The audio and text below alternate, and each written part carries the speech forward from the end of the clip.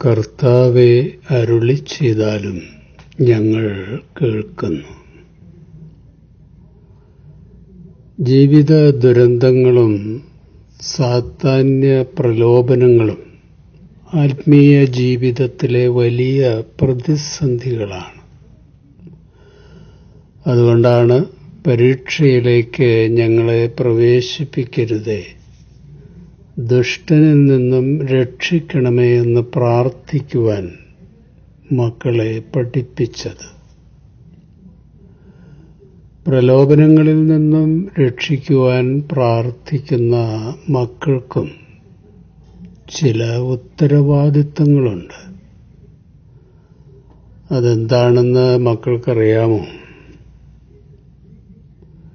പ്രാർത്ഥിച്ചാൽ മാത്രം പോരാ, പരീക്ഷണങ്ങളിലേക്ക് നയിക്കുന്ന പ്രലോഭനങ്ങളിൽ നിന്ന് അകന്നു നിൽക്കാൻ മക്കൾ ശ്രമിക്കണം.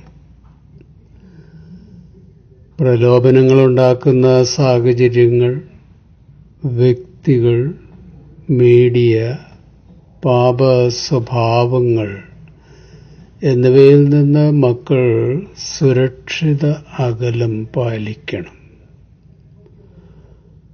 അപ്പോൾ പരീക്ഷയിലേക്ക് ഞങ്ങളെ പ്രവേശിപ്പിക്കരുതേ എന്ന പ്രാർത്ഥന ഫലപ്രദമാകും.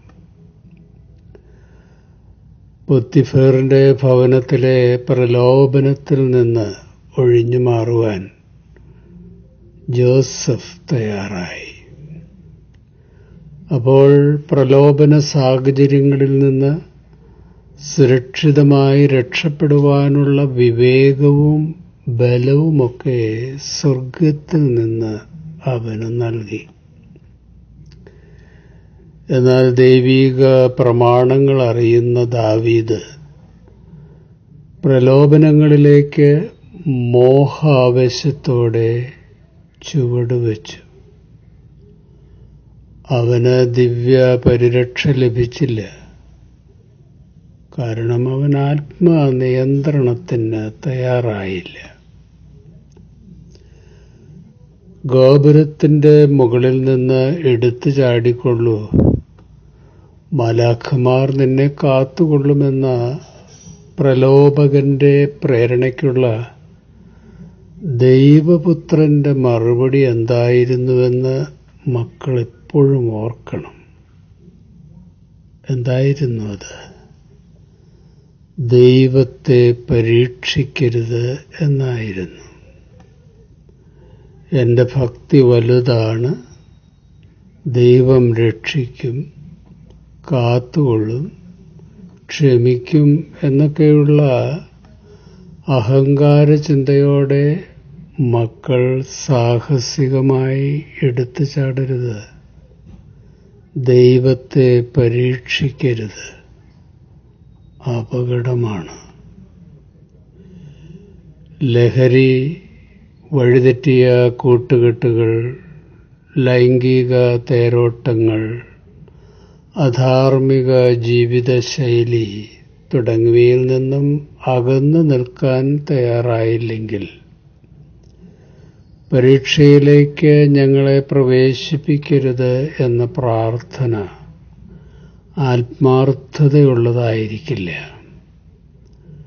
ജീവിത പരീക്ഷണങ്ങളിലും പ്രലോഭനങ്ങളിലും മക്കൾ പാമ്പിനെ പോലെ ബുദ്ധിയുള്ളവരും പ്രാവിനെ പോലെ നിഷ്കളങ്കരുമായിരിക്കണം. ജഡത്തിൻ്റെയും സാത്താന്യ ശക്തികളുടെയും ആകർഷണത്തെ അതിജീവിക്കാൻ മക്കൾക്ക് സാധിക്കില്ല.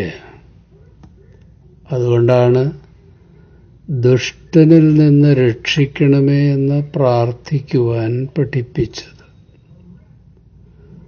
ദുഷ്ടശക്തികളുടെ അപകടകരങ്ങളിൽ നിന്ന് മക്കൾ രക്ഷപ്പെട്ടത് നിങ്ങളുടെ കഴിവുകൊണ്ടായിരുന്നില്ല, എൻ്റെ കരങ്ങളായിരുന്നു അപ്പോഴൊക്കെ നിങ്ങളെ ശക്തരാക്കി താങ്ങി നിർത്തിയത്, വിടുവിച്ചത്. ദുഷ്ടനിൽ നിന്നും രക്ഷപ്പെടുവാൻ ദൈവശക്തിയും വിടുതലും ആവശ്യമാണ്. അതോടൊപ്പം അതിനുള്ള ആഗ്രഹവും പരിശ്രമവും മക്കൾക്കും ഉണ്ടാകണം. ഈ തിരിച്ചറിവും വിവേകവുമില്ലാത്ത സ്വയനീതീകരണക്കാരായ സഹോദരങ്ങൾക്ക് മുൻകരുതലുകൾ എടുക്കേണ്ടതിനെപ്പറ്റി സ്നേഹപൂർവം പറഞ്ഞ് മനസ്സിലാക്കണം. അവർക്ക് വേണ്ടി പ്രാർത്ഥിക്കണം. പാപത്തിൻ്റെയും സാത്താൻ്റെയും ആകർഷണവും പ്രലോഭനങ്ങളും ഉണ്ടാകുമ്പോൾ മക്കൾ വളരെ ജാഗ്രതയുള്ളവരായിരിക്കണം. രാജ്യവും ശക്തിയും മഹത്വവും നിറഞ്ഞ ഞങ്ങളുടെ പിതാവേ, പരീക്ഷയിലേക്ക് ഞങ്ങളെ പ്രവേശിപ്പിക്കരുതേ, ദുഷ്ടനിൽ നിന്ന് രക്ഷിക്കണമേ എന്ന് മടുത്തുപോകാതെ പ്രത്യാശയോടെ നിരന്തരം പ്രാർത്ഥിക്കണം. യാക്കോബിന്റെ ലേഖനം 4-ാം അധ്യായം 7-ാം വാക്യം. ആകയാൽ നിങ്ങൾ ദൈവത്തിന് കീഴടങ്ങുവിൻ, പിശാചിനോട് എതിർത്തു നിൽപ്പിൻ, എന്നാൽ അവൻ നിങ്ങളെ വിട്ട് ഓടിപ്പോകും. ദൈവത്തോട് അടുത്തു ചെല്ലുവിൻ, എന്നാൽ അവൻ നിങ്ങളോട് അടുത്തു വരും. മത്തായി 26-ാം അധ്യായം 41-ാം വാക്യം. പരീക്ഷയിൽ അകപ്പെടാതിരിപ്പാൻ ഉണർന്നിരുന്ന് പ്രാർത്ഥിക്കുവിൻ. ആത്മാവ് ഒരുക്കമുള്ളതാണ്, പക്ഷേ ജഡം ബലഹീനമാണെന്ന് കർത്താവ് പറഞ്ഞു.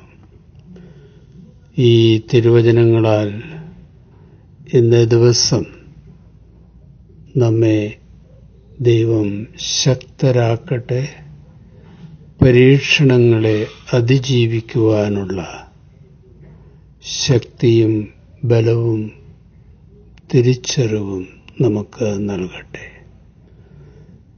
ശുഭാശംസകളോടെ എ പി ജോർജ് അച്ഛൻ.